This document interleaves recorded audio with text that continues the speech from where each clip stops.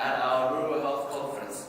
It is so empowering to see that everyone is so dedicated to facing the challenges associated with rural health and so eager to find our solutions in promoting and supporting healthcare in rural areas. My name is Aaron, and I'm an Aboriginal healthcare worker here, and this is our story.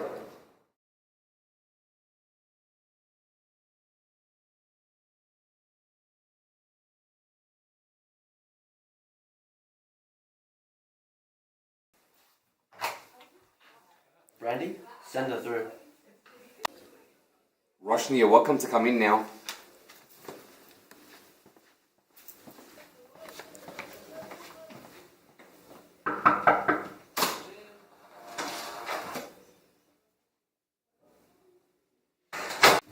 Hello. Hi there, my name's Aaron. Nice to meet you. How are you today? Hey, I'm not feeling too well. I've got this white lump on the side of my tongue, which is worrying me a lot. And I've Googled my symptoms and everything, and I think I might have cancer. I've wanted to visit a dentist, but the waiting list is so long, and I'm just not sure what to do.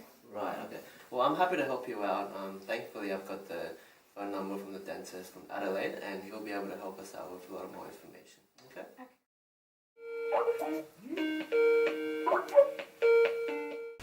Hello there, I'm Dr. Malak.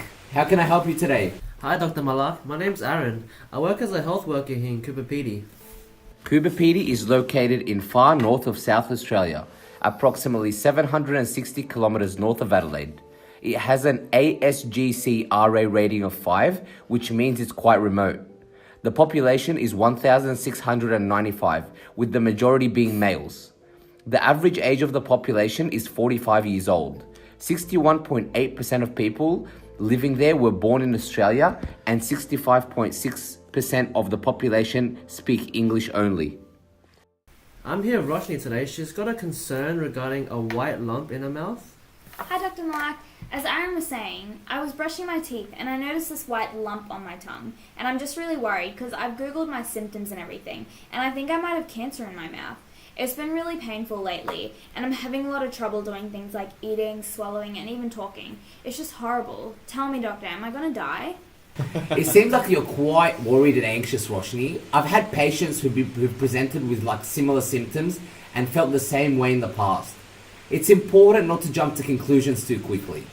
In order for me to effectively arrive at a correct diagnosis, I believe we should first carry out a detailed investigation and work with allied health professionals, exactly like what we did with our previous patients.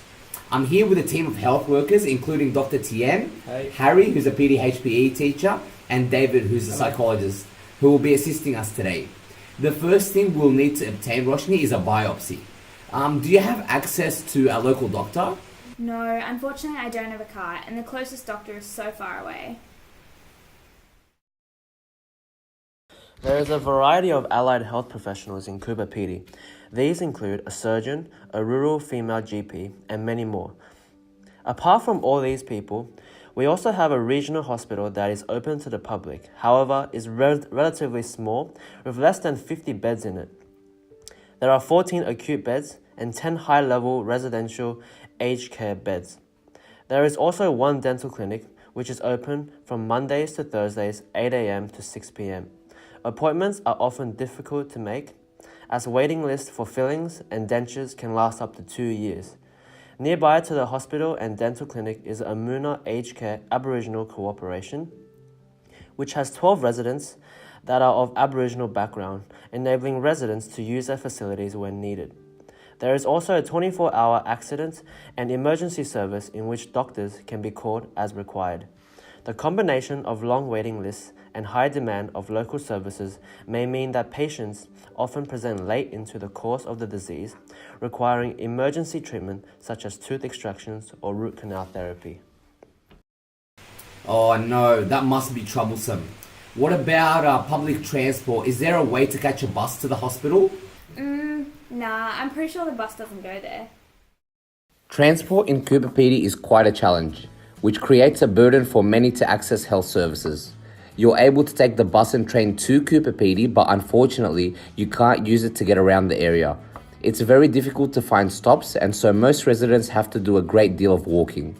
This makes it difficult for patients who require access to health professionals outside of the scope of practice offered by those within the local township. Many individuals would also be unwilling to drive many hours or pay excessive travel fares on top of the high costs of dental care as well. I guess getting around in such a rural area where public transport is limited like Coober Pedy must be difficult. Okay, apart from taking a biopsy, it would also be great to find out more details about you. Could you tell me a bit about your social history and lifestyle habits, things like your diet? Well, to be honest, I mainly just eat a lot of stuff like takeaway food since life gets a bit busy down here and often stressful, and I don't have much time to cook. Yeah, fair enough. I could totally relate to that. Do you drink alcohol at all?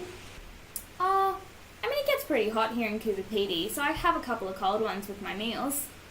Alright, sweet. And what about smoking? Are you a current smoker or have you been a smoker in the past? Yeah, so I started smoking about 20 years ago when I got pregnant. It actually helped me relieve some stress that I was experiencing in my life at that time. I thought it was temporary until I had my kids. Then it was just too hard to give up, and I'm still smoking pretty regularly now. Right. And how many would you say you smoke a day, roughly? Probably around 20 a day. Sorry, can I just ask, why is this relevant to me? Well, the reason why I ask is because alcohol and smoking are major risk factors in developing oral health conditions which can be potentially malignant. Tobacco is a carcinogenic, which means it has the potential to cause cancer. And alcohol has like a dehydrating effect on your mouth. The alcohol helps the tobacco absorb through the soft tissues. These two increase the risk of developing potentially dangerous oral conditions, like I said. We can talk more about getting you help for your addiction with alcohol and smoking if you're interested. And we can work with other allied health professionals and groups as well.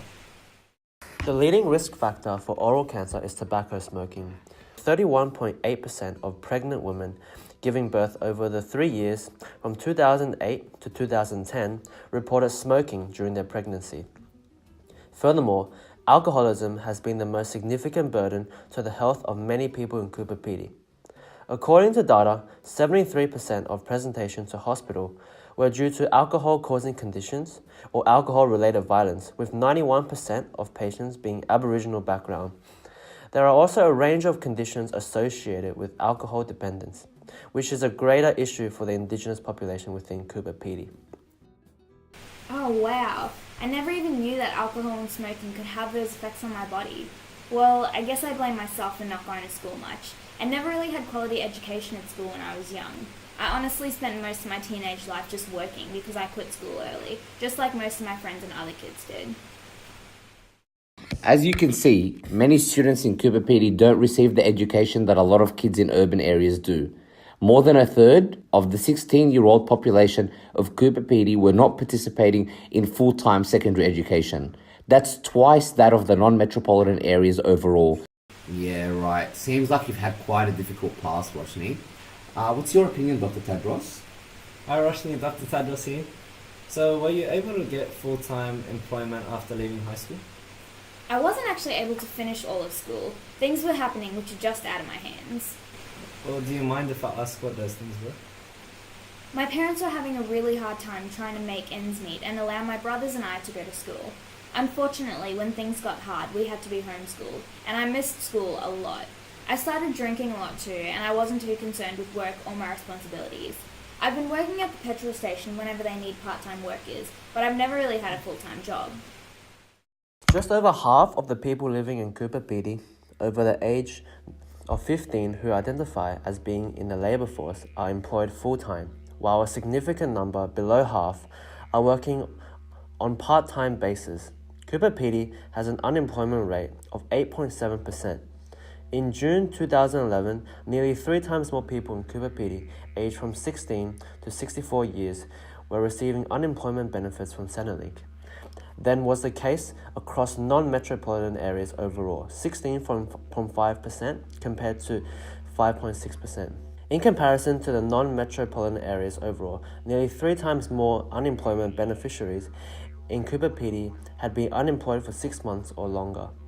What's really worrying is the number of young adults requiring income assistance.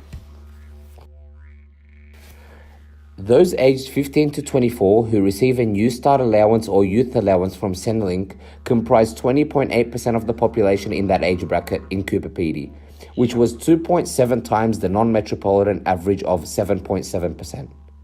The main industries in Coober Pedy are mining and construction. These include machine operators and drivers, labourers and trade workers. Yeah, that must have been very difficult and stressful for you. Would you say that the cost of living expenses contributed a lot to the stress that you felt? Yeah, I think so. I mean, my parents worked a lot for our family to be able to afford everything. That's why I left school so early and got a part-time job, so I could help them pay rent for our house.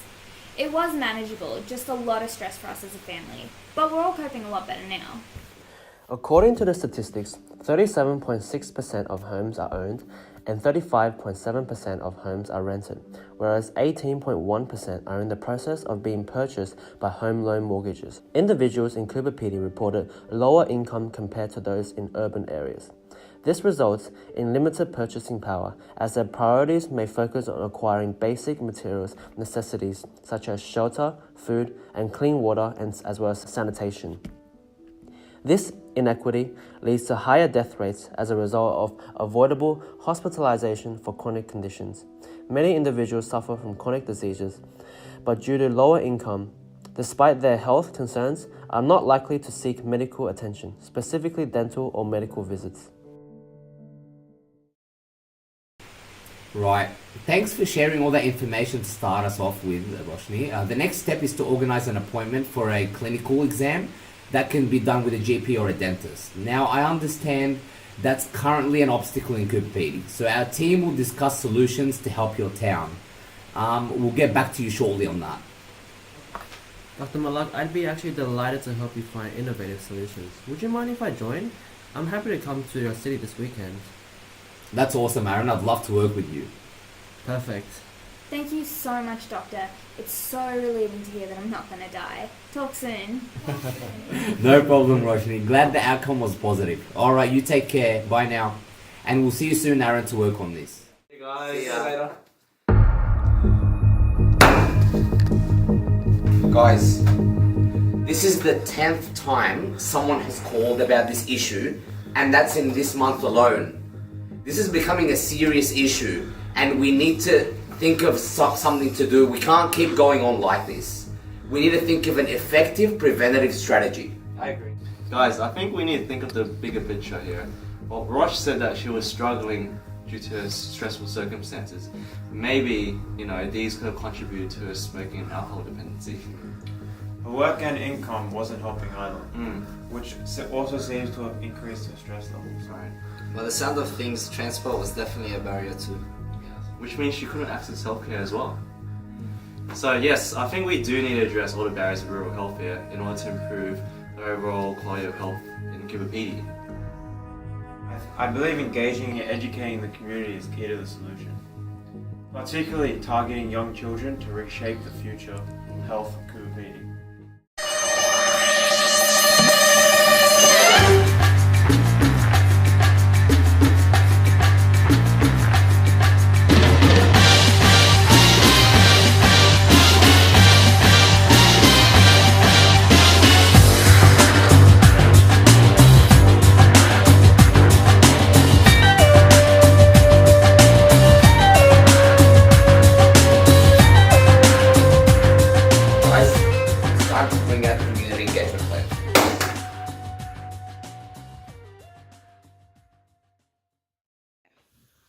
I think we need to start by raising awareness for the importance of oral health and provide more accessible oral health service.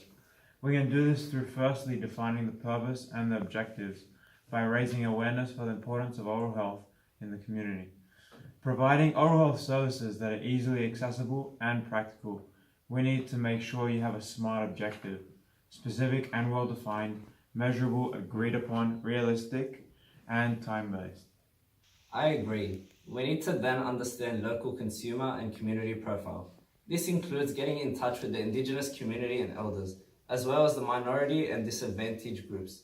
For example, the elders may offer healthcare workers valuable knowledge that may help identify certain barriers to oral healthcare and ideas to work around them. Doing so will ensure that the needs of the community are being met. in order to produce health services that are both culturally appropriate and tailored to each individual's needs. That's a great idea. We could definitely get in touch with the AMY people, the traditional custodians of the land. Perfect. Well, I think we need to first identify the potential partners and stakeholders here. And this includes identifying other engagement programs that are already present in Coober Pedy. And then we need to discuss to see which strategies are currently working so then we can improve on our own as well. And then we have to look for potential strategies to collaborate with other organizations, just like the Coober Pedy Hospital. And then this could help improve the quality of care delivered to the community to advocate for various services like oral health. That's true. We can also talk to principals and teachers and established dentists in Coober Pedy. The dentists in Coober Pedy would be able to advocate for oral health within the community itself and implement oral health education strategies while ensuring patients receive their regular checkups. We can even engage with media outlets. The Central Aboriginal Media Association provides radio and TV communication to the wider Indigenous community, especially those with limited internet access. In the next step, we need to map current engagement activities.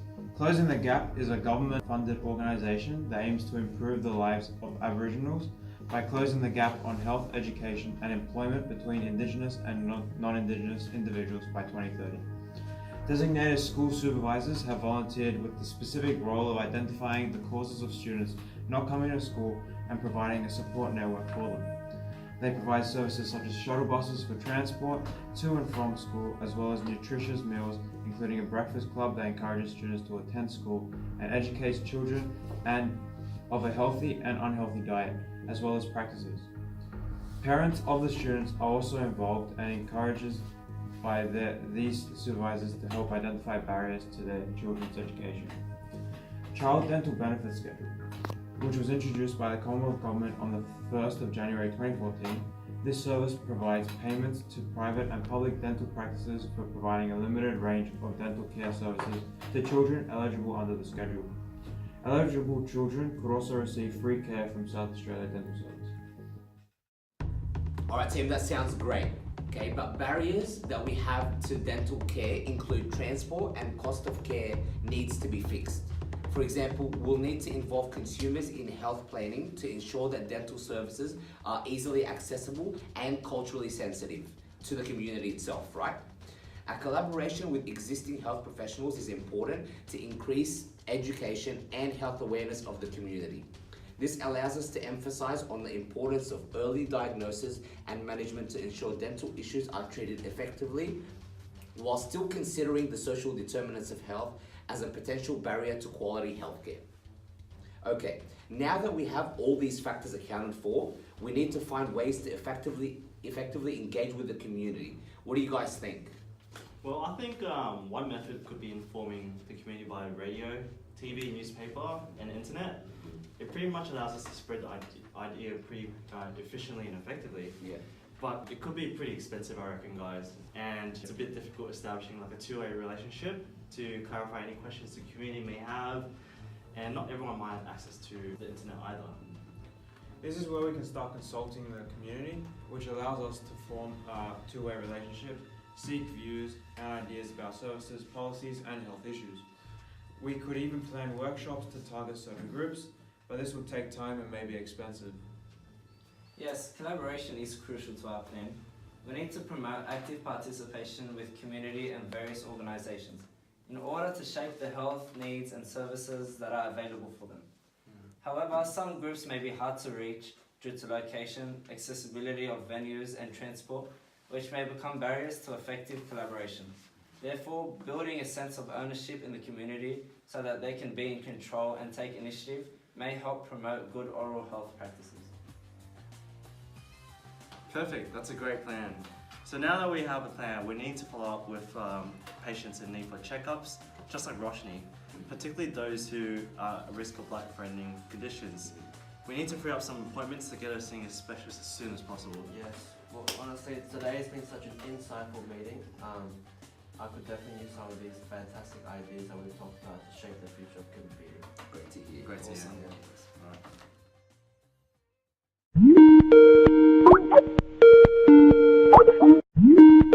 Hi Roshni and Aaron. It's nice to see you again. How you doing? Hi, Dr. Malak. I'm really good. I'm doing heaps better since we last spoke over telehealth. All my concerns were able to be addressed. As you know, it's quite hard to see a dentist given my circumstances, especially living here in Coober Pedy and everything. That's so great to hear. I'm glad to know that things have gotten better for you. My team and I just want to check up on you and see how you're doing. And what about you, Aaron? How have things been going since our meeting? Did you find our suggestions helpful? And was the telehealth conference a good method for addressing the small number of health professionals in Coober Pedy? Yeah, I definitely have incorporated a lot of those ideas that we discussed. We're actually about to change some of the barriers that created difficulty for residents in the past. We're doing this by seeking change in the town's transport, education, and employment situation. There's also a great focus on interdisciplinary teamwork, just like how we talked in our community engagement plan meeting. These innovative solutions aim to improve the accessibility and flexibility of healthcare. This is to ensure that all groups, including Aboriginal people in Coober Pedy, have the right to live a healthy, safe, and empowered lifestyle with a healthy, strong connection to culture and the country. That's awesome, Aaron. We've been able to make such good change and promote positive oral health outcomes. Now, Roshni, we're going to continue seeing you over telehealth for the next few months to ensure that your concerns are addressed and that your oral health remains in an optimal condition. See ya. See ya. See you guys. Bye. Bye.